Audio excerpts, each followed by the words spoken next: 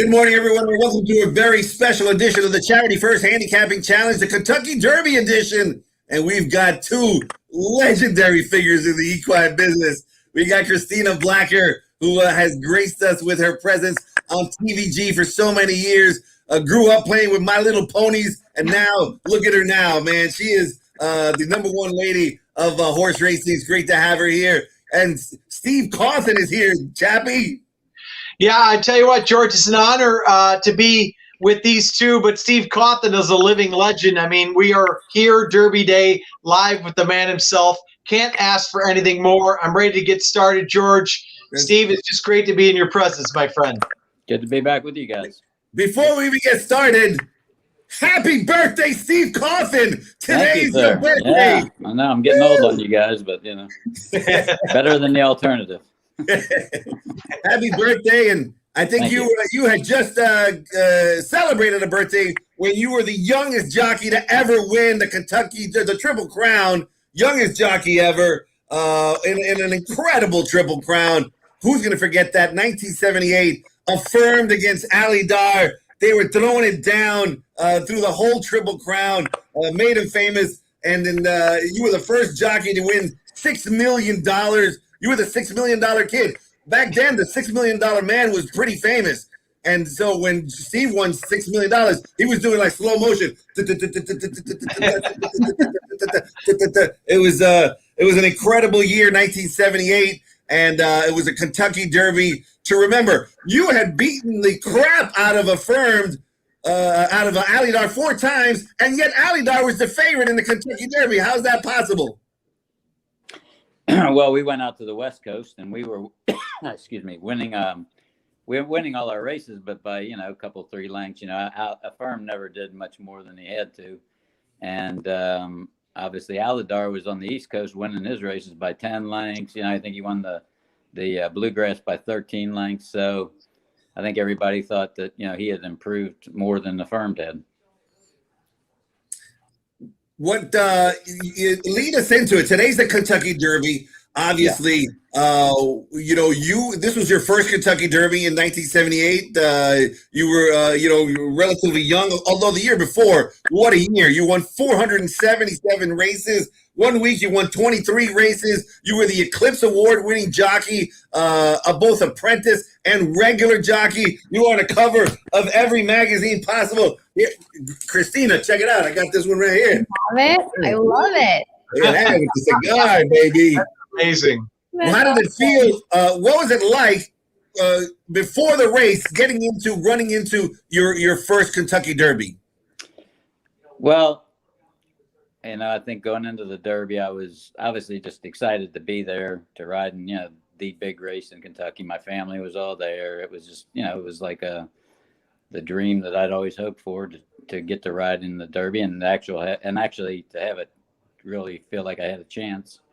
I knew Affirmed was in great shape. I obviously was concerned about Alydar because I was like everybody else.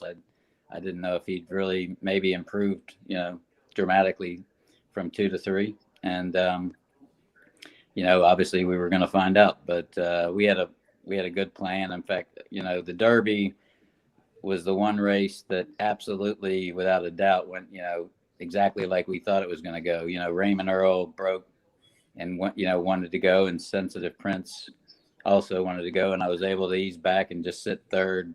They were going pretty fast, and obviously going around the final turn, I was able to, pick him up, but I didn't even pick him up at that point. He was just cruising up, and we took the lead. Believe it, kind of made a premature move, and the rest is history. Alydar came late, but obviously, we really actually had a pretty easy race in the Derby.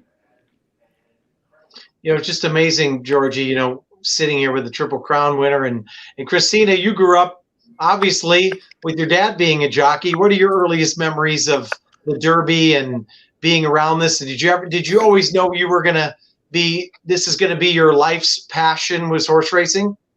So not so fun fact, I've never been to the Derby. I have never been at Churchill House on Derby Day, ever. Wow. At my times at HRTV, I was sort of young and not sent with the team. And then with all of the sort of switching back and forth of who had the rights to Churchill Downs, I've just been with the other company every time, and I've never had the opportunity to be there. But I will say, watching the Derby every year and watching Charles C. Canny and watching the coverage, that was really, for me as a young girl, my kind of light bulb moment of that's what I want to do. I want to be on that show. I want to be one of those people that talks about horses, because I loved horses and I rode horses and I was out show jumping and doing all the cross country and dressage and everything else. But it really was the inspiration for me before I went to college to kind of declare my major, entering USC, and to decide journalism, that's me, that's what I want. And so I feel like I have a very strong tie to it, but I've never actually watched a Kentucky Derby with my own two eyes right there. And it's got to be quite amazing that we're sitting here talking with the living legend, Mr. Cawthon himself. Is it on Derby Day, on his birthday to boot? Well, and I also, Steve, I have a question for you, because I feel like, as we're handicapping now and looking at the races and the prep races and whatnot, horses are just campaigned differently these days, just lighter campaigns. Horses are running fresh, so much more often than they were in the past, whereas you wanted that real kind of battle-tested horse. Does it change the way that you kind of approach the race now as you're looking at it and trying to find a winner, in terms of some of the criteria I think in years past don't always apply now? That's true. I mean, definitely, without a fact, it's changed. I think Affirmed ran 9 times as a 2-year-old, and then he ran 1, 2, 3, at least 3 times, maybe 4 times before the Derby. It was a different time. Obviously, both he and Aladar were homebreds. I guess they were bred a little bit different than some of the horses are now. But just because so much emphasis is on speed, I remember it's like now it's hard to find a 1.1 1/8 race. Never mind a 1.25 miles or a 1.5 mile race. Other than the Derby and the Belmont. So racing. It's obviously changed quite a bit, and it would like justify. I mean, the first horse to ever not run as a 2-year-old, forever to win, the Triple Crown, to win the Derby. So things have definitely changed. Obviously some of the stuff seems like they baby the horses, but I guess if you don't get the results the other way, you have to do what you have to do. So obviously, I'm not even pretending to try to tell Bob Baffert or any of those guys how to train horses, because they do pretty good. And I think you really have to look for a horse these days, George and Chabby, that has that tactical speed, because last year I loved Honor AP, and I think he ran his race, but he was so far back that he didn't do better than what was it, 4th or 5th across the wire. I've really tried to find myself not falling into that trap anymore of liking the deep closer, because with the point system, we don't have those horses that are going to go out there and set a 45 half and have the race collapse and fall apart. You have to be there or thereabouts at the quarter pole if you want to be successful. Yeah, no question about it. Yeah, I agree. I think 9 times out of 10, every once in a while the race will fall apart, like it did when with Mind That Bird, or a few different situations. But most of the time, the jockeys are too smart. They don't go too fast. They pace their horses right, and if you're not in the first 4 or 5 turning into the stretch, you're not going to win. So it's just tough, and that's just how it's kind of developed these more recently, I would say. Yeah, I think jockeys, in the Kentucky Derby, especially with these big fields, are crucial. They've got to make the right decisions. You yourself said a lot of people going into that 78 Derby thought that you would get into a speed duel with Raymond Earl and with Sensitive Prince, and that was going to be your undoing. But, as a wonderful jockey that you were, you made the right moves. And even though you were really young, the year before, check it out, the only jockey ever to be Sportsman of the Year, right there, baby. There you go. Compton. And he was a great jockey. Here, he was thinking about joining the Beatles. He was thinking about joining the Beatles here, but he made a move and said to be a jockey. So, but anyway, jockey crucial to make decisions in the Kentucky Derby, especially big fields, Steve. Right. It obviously is, but obviously I had a great horse, and the firm was very tractable. So obviously I didn't want to, be going head to head with Raymond Earl or Sensitive Prince, especially, you know, I knew we were going pretty fast. So I was very happy to ease off of them. And, I was in the perfect spot and basically was just kind of waiting for Aladar, and believe it made, like I said, a kind of a premature move around the 3/8 pole and kind of forced me to go to the front sooner than I really wanted. But I really hadn't even asked the firm at that point, so I was really still waiting for Aladar. And on that day, Aladar, showed up way late, and it didn't really matter. But obviously, I didn't lose any respect for him because he was flying down the stretch that day too, and he was a great horse as well. And I mean, when you also think the horse never switched leads, and then you have the 3 races, it's pretty phenomenal. I kind of feel somewhat lucky. The Mr. Wilson, who owned that horse, had a big party after he won the Kentucky Derby, and your brother wasn't too impressed with you there, Steve. He said, "Mr. Wilson, I think anybody could have won with your horse today. Well, what's going on there?" He knew if he said the right thing, Mr. Wilson would hand him a $50 bill, and that's why he said that. He told me after, but yeah. I wasn't really impressed with his comment right after at the time. So, what kind of brother are you? But anyway, Christina, Steve, great reminiscing about that 1978 Derby. But we've got a Kentucky Derby today. Obviously, both of you have looked at it. We need to know what it's going to take to win the Kentucky Derby today. And who's going to win the Kentucky Derby today? Let's start with you, Steve Coughlin. You have obviously handicapped and looked at this race, 19 horse field. What is it going to take to win today, and who's going to win?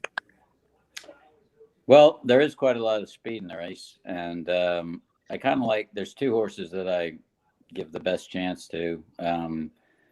I think the California horses are pretty good. I think they're, obviously a couple of them dropped out. Baffert horses that, Life is Good and Concert Tour, is it? Yeah. Yes. To me, I actually going into the Oakland Derby, Arkansas Derby, I was thinking that he was, maybe going to come out of that race as the horse, but he disappointed. So, but I still think that in general, the California horses are pretty solid. And I thought the Louisiana Derby was a good race. I think the fact that he's got, that horse has had a nice break between the Louisiana Derby and the Derby. It's been a nice, 6 weeks or 5 weeks at least, where they could just train him up to this race. So I like Hot Rod Charlie. The other horse that I really give a good chance to, of course, like Christina said, he's a horse that comes from off the pace, and that's Known Agenda, who's drawn the 1 hole. Obviously, it's not as bad, with the new gate, I guess, as it used to be. And I think if anybody can, figure out a way to, get a good trip around there, it's probably a Red Ortiz. But, I think the horse has got talent. I think the blinkers have obviously woken him up, as they did Hot Rod Charlie, and so, those are my 2 horses. That's who I like going into the race. I'm thinking, obviously, if the speed does, if 4 or 5 of them do end up going a little bit too fast and the race does fall apart, obviously Known Agenda could win it. And if it ends up the other way, I give Hot Rod Charlie a big chance of being the one. Christina, when we talk about the Derby, Steve was just talking about the pace of the race and the West Coast. And I think you like a West Coast horse, but just for the pace standpoint, do you got to think like a horse like Medina Spirit? Do you think Bob's going to send today and think I think he's going to show more speed early as well. What are your thoughts on the pace scenario in here? Yeah, I do. I think Medina Spirit will be on the lead, or they will try at least, because I think if you look at his races, Medina Spirit, and I don't mean this in a bad way, he doesn't really pass horses. He won't let them pass him if he can look them in the eye. He's always through his form. If he was second in the early stages, he's second across the wire. If he's first at that point, he's first. If he's 6th, he stays in 6th. He needs to be in front or be able to see another horse. He has that kind of silver charm quality about him where he's going to fight. I don't know if he wants to go this far, so I don't know if he can actually, go the full 1.25 miles, but I do think they need to be aggressive with him. The other horse I think is going to be really close to the pace is Midnight Bourbon. I saw a couple interviews with Steve Asmussen this week, and he was talking a lot about this horse's mental development and maturity, and basically saying that he thinks that his better days are kind of in front of him still. And you've seen, I think if anybody's been watching Twitter, he's acting up a little bit. They've schooled him a ton, but he does have that big high cruising speed. He's a half to Bourbon. He ran really well in the Derby a couple of years back. And with Mike Smith on, and you think of all the success that those two have had together, Mike doesn't take anything away that comes easily to a horse in the early stages. I think he wants to put that horse into the race as well. But yeah, the horse I like is Rock Your World, the other California horse. I think he just has so much raw ability. I mean, I don't think we've gotten to the bottom of him at all yet. And I think people talking about how he's a big horse isn't really fair to him. I mean, Candy Ride gets 25% grade 1 dirt winners. And the Mare Charm, the Maker, she ran when we were on synthetic for all those years. And so I think you could argue that she might have been very effective on the main track. She ran well on the synthetic. She ran well on the turf. I mean, she's just so classy. So I like Rock Your World. I think he's going to sit a good trip just off of that pace. And I like that he's drawn a little farther to the outside of some of the other speed and the other horses I mentioned. I'm with Steve on Known Agenda too. I really like him, but what pushed me away from making him the top pick was that I was afraid he'd be a little bit too far back. And I was at the Florida Derby, and I was down on the ground level just watching from the apron. And when he got his eye on those horses in front, his body went like this. He lowered to the ground, his belly like 5 feet, and every stride was bigger. Every stride was stronger. Every stride was more powerful. I mean, he is remarkably talented, but he's a big horse, and you got to get him rolling. And I think from that spot, it's going to be hard for Irad. So that's why I put him, second, third, maybe behind Rock Your World. And then I have a little price horse that I really like too, guys, and that's Dynamic One. I think Todd Pletcher is really high on this horse. I know he has the others, but his dam Beat the Drums. Her dam is Storm Flag Flying. I mean, this is a beautiful family, right? Brilliant pedigree. He's already won at 1 1/8 miles. I think he went, 5-6 wide in the wood. I think he ran a little further than the winner that day. So I think Dynamic One might be the little bit of a sleeper that could jump up and maybe hit the board at a price. You know what? Each of our handicappers here in this charity contest are going to have $300 in mythical money to play with. They're going to bet $100 to win on a horse at Santa Anita, $100 in exactas, and $100 in daily doubles here at Santa Anita. If they take their bankroll of $300 to over 1,000, Karma, who is the charity we're playing for, will get an additional $500. We're going to try to make it easier for you guys to get over that $1,000 mark. In addition to $300 in mythical money, we're going to give you guys, and this is going to play into who's going to move on to the next round, $100 to win on one horse in the Kentucky Derby to try to get that money for Karma. So, Steve, you got $100 to win one horse in the Kentucky Derby. Who are you putting your $100 to win on? Hot Rod Charlie. Hot Rod Charlie. All right, Chappie. Christina, now you got to remember, Steve not only is a legend. It's his birthday. He's the Derby man. I know what you're going to say. Everybody first time out. Yeah, he was. I thought I did fairly well. I made about $1,500 on my last appearance, but then he's over $4,000. I mean, it was the luckiest thing there around. This was hard. You guys had me shaking when you told me who my opponent was. We'll go California head to head. I'll take Rock Your World to his Hot Rod Charlie for the Derby bet. I love it, Georgie. The two California horses. And by the way, we might as well just get my top pick is also Hot Rod Charlie. And I think, George, you're going West Coast, but a different direction. Yeah, I already put my bet in. I bet on Medina Spirit. I think Medina Spirit just is always there. Only lost to Life is Good twice and to Rock Your World, who threw in a special race. But we got to see if he can duplicate that, if he's getting a little dirt kicked in his face. We'll see. I think Medina Spirit is solid, and you can get Bob Baffert at 20-1. I mean, there's nothing wrong with that. I do agree with Christina that Medina Spirit is a battler. He definitely likes to fight. So if he has the talent, can go that far, he will get in a battle with you and fight you. he didn't let Hot Rod Charlie by that day. I thought Hot Rod Charlie was going to go right by him, and he dueled. Man, wow! It was. I thought he's a gutsy, true grit. Showed true grit. Steve Cawthon, your trainers are important. Laz Barrera, your crazy Cuban trainer. He won the Kentucky Derby 2 years previously, before he even started riding on Bull Forbes. Yeah. And then he put you on. A lot of people were telling him, "You gonna put this guy on? He's only 18. What are you, crazy? Why did he have so much confidence in you?" I don't know. You know, we had gotten to be, you know, I'd started to ride for him a little bit before that, and it was just one of those things. To be quite honest, we were at Saratoga, and Angel, who had won on the horse and been second on him, and then Lafitte, who won on him out in California. You know, Angel picked another horse, a horse called Tilt Up, in the race. That was, you know, and obviously he was a very good horse. He was very fast, and I just don't think, you know, at that point, Affirmed had really shown everybody, you know, how good he really was. So I got lucky and got on him. But once I got on him, well, actually, the first time I rode him in the Sanford, you know, he won, and he was a nice horse, but he didn't give me the feel, you know, that he did the next, you know, 3 weeks later in the Hopeful when I was running against the Aladar. I mean, that was the first time I'd ever had that feeling of, like Christina says, where horses just lower, you know, they just drop down into jet propulsion. And, you know, we really quickened down the lane that day. And that was the day I knew I'd found something very special.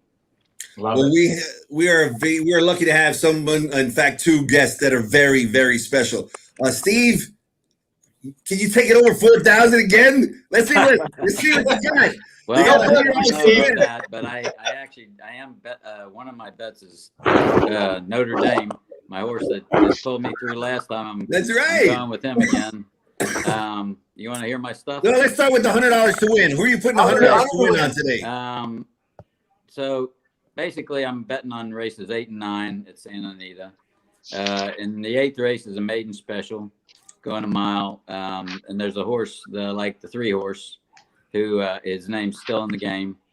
He was bought at the OBS sale by Paul Redham. I guess Doug O'Neill's brother probably bought him for him for $185,000. And you know, so he obviously was a pretty, you know, showed something there that day. And you know, they tried this horse on the dirt and the turf, very different, you know, distances. And he always ran well, but just well enough to get beat. You know, he just wasn't quite getting it done. Last year as a 4-year-old, he got eased in a race at Del Mar in July, and then they gave him a rest. Well, his first race out this time was on a mile on the turf. He ran a 76 buyer, and you know, he got beat by a 4 to 5 shot. So that's the horse that I like. I'm going to put my my win bet on in the 8th race. All right, $100 to win on Still in the Game. Chappie, over to you. All right, Christina, we got tough opponent today. Where are we going with our $100 win bet and why? I know, this is where I had to step it up a little. My win bet is on a 12-to-1 shot in the last race. So this is where I hope to like Hail Mary and go past his bankroll if I can. Race 10 is actually our feature today at Santa Anita. It's the Senorita. I like Nimbo Stratus. She is the number 3 in here for Peter Miller. What I like about her is that her numbers just keep improving as of late. I mean, this filly is slowly but surely getting better and better and better with every race. They are stretching back out to the route of ground again today, but I think she's proven that she can do it. She was second to Madone in the juvenile filly turf down at Del Mar. That's one of those races that they use down there to kind of prep and qualify for the Breeders' Cup. So I like this filly on the stretch out again, and I think Alberto Figueroa is the rider that Pete Miller always goes to when he wants to make the lead, when he wants to go gate to wire. And he started using Figueroa when he was an apprentice and still had that weight break, but he comes back to him time and time again when that's his strategy. So I think she could be out there on the lead. She has the pedigree and the ability to keep it going. So we'll, fingers crossed, hope for the last race at play. All right, I love it, Georgie. She's going after it. 12-to-1 on the morning line, the 3 horse in the 10th race, Nimbus Stratus. So We know we got to go Might as for well big. go for it, right? That's right. That's right. We're going up against Steve. We got to go for some prices. So I love All it. right, Steve, sort of like the name in the 10th race. Maybe you can channel some Nostradamus and tell us where you're going with your exacta. Yeah, it's what I'm going to do is also in the 8th race, Eagle Chief is a horse that I like. He's an Into Mischief, trained by John Sadler and ridden by my buddy Kent DeSormo, who I'm happy to see is back. Well, he's hot. Races. Huh? He's riding great. Yeah, right. So it's great. And so he likes to come from off the pace. He just got edged out. So I'm doing him and the 3-horse, which is what's his name again? Still in the game. Still in the game. I'm doing the exacta box with those two in the 8th race.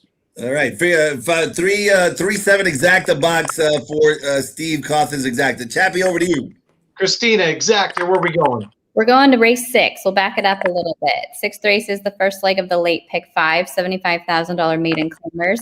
I think your most likely winner in there is the 8, Titrate, who's a horse that Mike Pipey picked up via the claim last out. Horse ran a good race too. That was sprinting from an inside post. He ended up second across the wire, and Pipey's going to stretch him out today. And I think if you take a look at him in his replay, he's a big kind of leggy horse. He looks like he's going to appreciate the added ground. So I'm going to pair him up actually with the 5, My Summer Dream. This horse is a price. He's 15-1 on the morning line. I'm basically keying in off his first couple races. His first race was good. He fought on. He was 3rd by a half length. It's tough to do that, routing on the turf first time out. His second race, and I'm sure this was just the way that the condition book kind of came up, they had to run him against winners. But he actually took a step forward in terms of his thoroughgraph figure that day. I'm a big thoroughgraph player. And then in his next race, I'm just going to draw a complete line through it. They tried the dirt. He stumbled out of the gate. That was a complete wash. He's a son of summer front. He's more bred for the grass. So I think getting back on turf, he has an opportunity to hit the board today, maybe even to get the win. And I do think you'll get that price. Anthony Saavedra is kind of a smaller barn, but very capable. So we'll go 5-8 for the exacta in race 6. All right, Georgie, 5-8. We got another big price in that exacta, 15-1. Reggie, you're gonna break my $4,000. Man. Or that, or I'm going to end up with like a goose egg, and it's going to be really embarrassing. Reggie Jackson was really upset with you and with Secretariat because you beat him out for Sportsman of the Year 2 times in a row. But Christina's pulling a Reggie Jackson. She's swinging for the fences. She's got 50-1 shots that coming at you, man. The perch, you just gotta take it as it comes. But all right, you got the daily double. Your last bet. Where are you going with your daily double, Steve? So my double is gonna Notre Dame, obviously, who we were talking about. Who saved me last. Got me whatever that double paid. It was a boatload, a couple $100, wasn't it? And I had it 50 times. So that's what was my big hit. Anyway, I'm going back with him. He's in the 9th race, and I'm gonna do the 3-7, over Notre Dame in the so I'm doing still in the game an Eagle Chief over Notre Dame. So all right, we got the Golden Domer. $50 double, right? Is that how? Yeah, $50 double. Yeah. We got the Golden Domer. We're gonna win one for the Gipper, and over to you, Chappie.